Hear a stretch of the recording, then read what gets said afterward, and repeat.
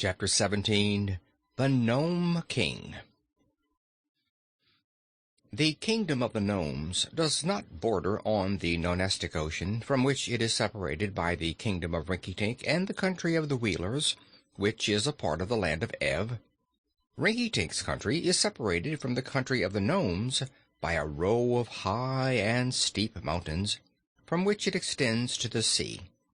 The country of the Wheelers is a sandy waste that is open on one side to the Nonestic Ocean, and on the other has no barrier to separate it from the Nome country. Therefore, it was on the coast of the Wheelers that King Cos landed, in a spot quite deserted by any of the curious inhabitants of that country. The Nome country is very large in extent, and is only separated from the land of Oz on its eastern borders by a deadly desert that cannot be crossed by mortals unless they are aided by the fairies or by magic. The Nomes are a numerous and mischievous people, living in underground caverns of wide extent, connected one with another by arches and passages. The word Nome means one who knows, and these people are so called because they know where all the gold and silver and precious stones are hidden in the earth, a knowledge that no other living creatures share with them. The Nomes are busy people, constantly digging up gold in one place and taking it to another place where they secretly bury it, and perhaps this is the reason they alone know where to find it. The Nomes are ruled at the time of which I write by a king named Kaliko. King Gos had expected to be pursued by Inga in his magic boat, so he made all the haste possible, urging his 40 rowers to their best efforts night and day. To his joy, he was not overtaken, but landed on the sandy beach of the Wheelers on the morning of the 8th day. The 40 rowers were left with the boat, while Queen Cor and King Gos, with their royal prisoners who were still chained, began the journey to the Nome King. It was not long before they passed the sands that reached the rocky country belonging to the Nomes, but they were still a long way from the entrance to the underground caverns in which lived the Nome King.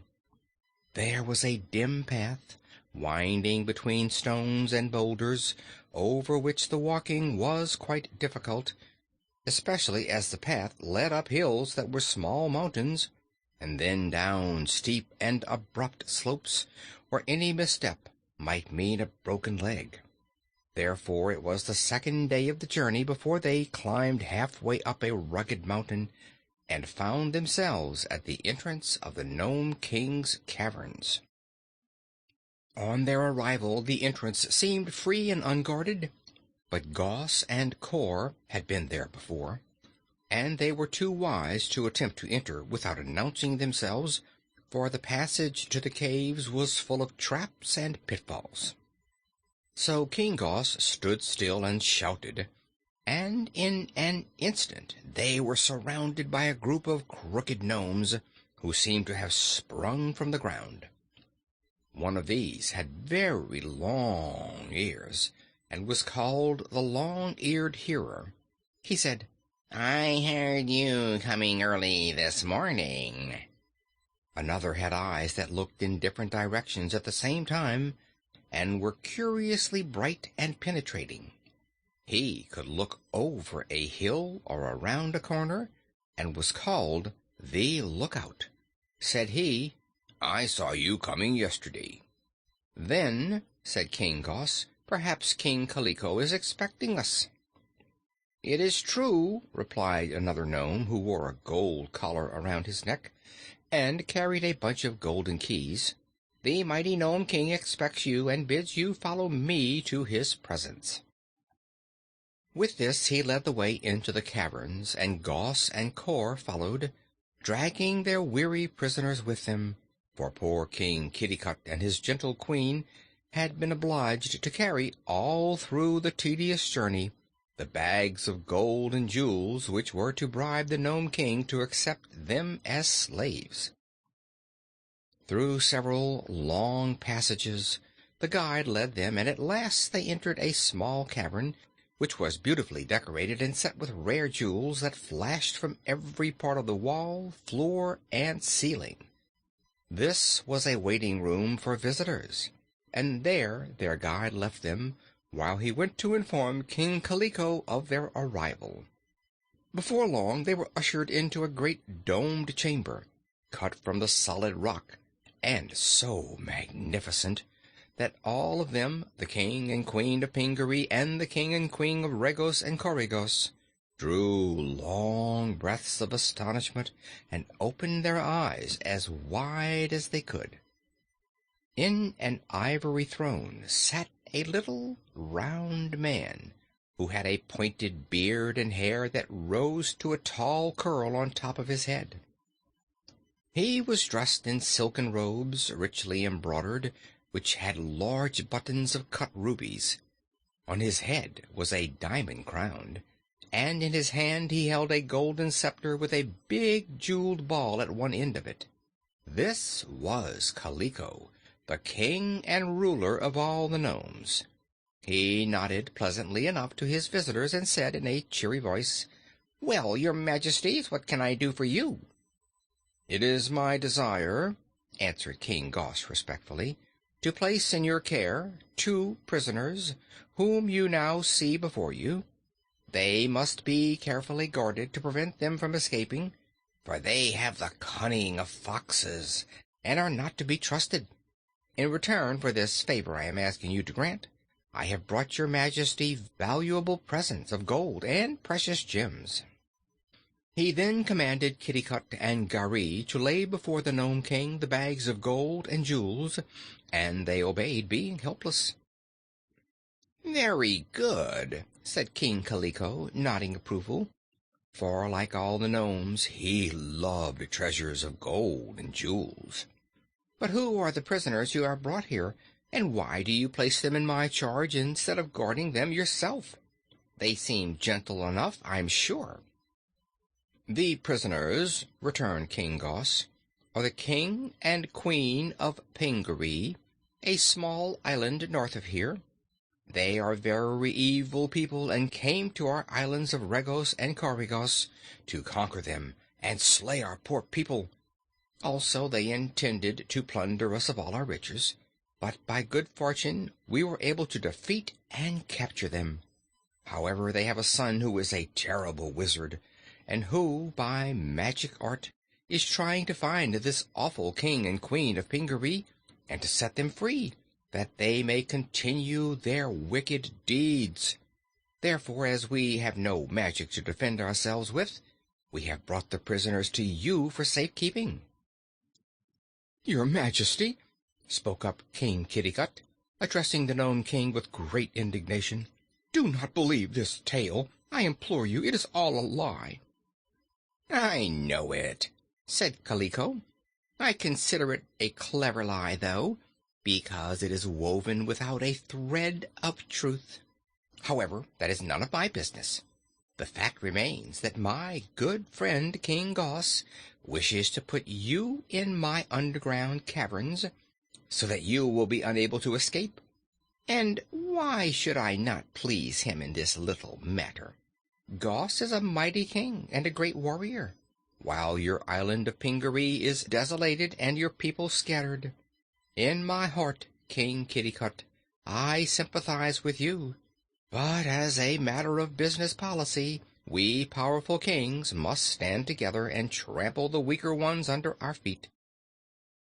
King Kitticut was surprised to find the King of the Gnomes so candid and so well informed, and he tried to argue that he and his gentle wife did not deserve their cruel fate, and that it would be wiser for Kaliko to side with them than with the evil King of Regos. But Kaliko only shook his head and smiled, saying, "The fact that you are a prisoner, my poor Kitticut, is evidence that you are weaker than King Gos, and I prefer to deal with the strong. By the way," he added, turning to the King of Regos, "have these prisoners any connection with the land of Oz?" "Why do you ask?" said Gos. "Because I dare not offend the Oz people," was the reply. I am very powerful, as you know, but Ozma of Oz is far more powerful than I. Therefore, if this King and Queen of Pingaree happened to be under Ozma's protection, I would have nothing to do with them. I assure your Majesty that the prisoners have nothing to do with the Oz people, Gauze hastened to say, and Kitticut, being questioned, admitted that this was true.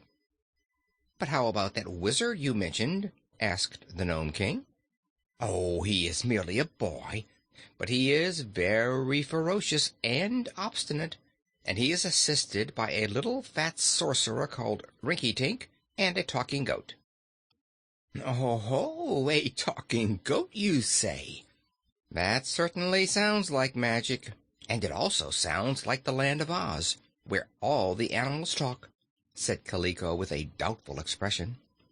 But King Gos assured him the talking goat had never been to Oz. As for Rinkitink, whom you call a sorcerer, continued the Nome King, he is a neighbor of mine, you must know. But as we are cut off from each other by high mountains beneath which a powerful river runs, I have never yet met King Rinkitink. But I have heard of him, and from all reports he is a jolly rogue and perfectly harmless. However, in spite of your false statements and misrepresentations, I will earn the treasure you have brought me by keeping your prisoners safe in my caverns. Make them work, advised Queen Cor. They are rather delicate, and to make them work will make them suffer delightfully. I'll do as I please about that, said the Nome King sternly. Be content that I agree to keep them safe. The bargain being thus made and concluded, Kaliko first examined the gold and jewels, and then sent it away to his royal storehouse, which was well filled with like treasure. Next the captives were sent away in charge of the gnome with the golden collar and keys, whose name was Clink, and he escorted them to a small cavern and gave them a good supper. I shall lock your door, said Clink, so there is no need of your wearing those heavy chains any longer. He therefore removed the chains and left King Kitticut and his queen alone. This was the first time since the Northmen had carried them away from Pingaree that the good king and queen had been alone together and free of all bonds. And as they embraced lovingly and mingled their tears over their sad fate, they were also grateful that they had passed from the control of the heartless King Gos into the more considerate care of King Kaliko. They were still captives, but they believed they would be happier in the underground caverns of the gnomes than in Regos and Corregos. Meanwhile, in the king's royal cavern, a great feast had been spread. King Gos and Queen Cor, having triumphed in their plot, were so pleased that they held high revelry with the jolly Nome King until a late hour that night, and the next morning, having cautioned Kaliko not to release the prisoners under any consideration without their orders, the king and queen of Regos and Corregos left the caverns of the gnomes to return to the shore of the ocean where they had left their boat. End of chapter 17.